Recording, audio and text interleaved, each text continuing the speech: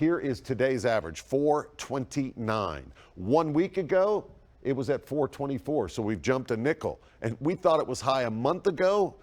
Can you believe this? Just 1 month ago, the average was $3.85 a gallon. So why are gas prices remaining so high? News Channel 5's Chris Davis taking an in-depth look at the numbers tonight. Chris, what's the answer? Well, Rory, we spoke to two experts on this topic, one from AAA Tennessee. The other is an MTSU professor of supply chain management. They both agree this is a complicated problem with an equally complex answer.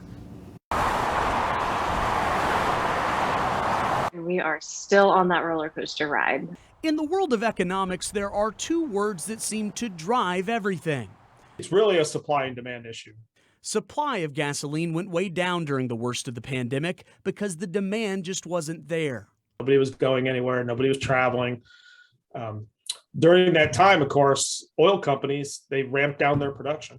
But then as the pandemic started to lift, the roles reversed. Demand shot way up, but the supply of available gasoline was left on empty. It takes a long time to start production again. So when you idle an oil well, it takes a while to start pumping that well again. And of course, drilling new wells, that takes a great deal of time as well. Dr. Richard Tarpey at MTSU says there are multiple reasons why supply is still limited. Oil-producing countries are enjoying the big profits. The U.S. and other nations stopped buying Russian oil after they invaded Ukraine, plus other political considerations here at home. The administration canceled the Keystone XL pipeline that would have delivered 800,000 barrels of oil a day to refineries down in Texas. So this particular administration is just not favorable to oil and fossil fuels, and that's also going to crimp demand as well. The big question becomes, are these higher prices here to stay? Over the next couple of months, Tennesseans can definitely expect gas prices to remain high. Megan Cooper with AAA Tennessee says usually gas prices drop in the fall after a busy summer travel season ends, but this year may not be normal. Or if the market conditions persist throughout the summer and into the fall, it's very likely that we're still going to be seeing higher gas prices at the end of the year. Once again, it's back to supply and demand. All indicators are that we're going to be in the $4 to $5 range for quite a while.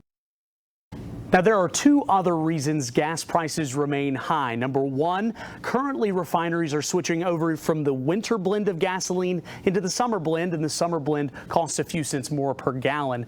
The second reason is it takes more money right now to transport gasoline. You know how high diesel prices are. You see that number on your sign there.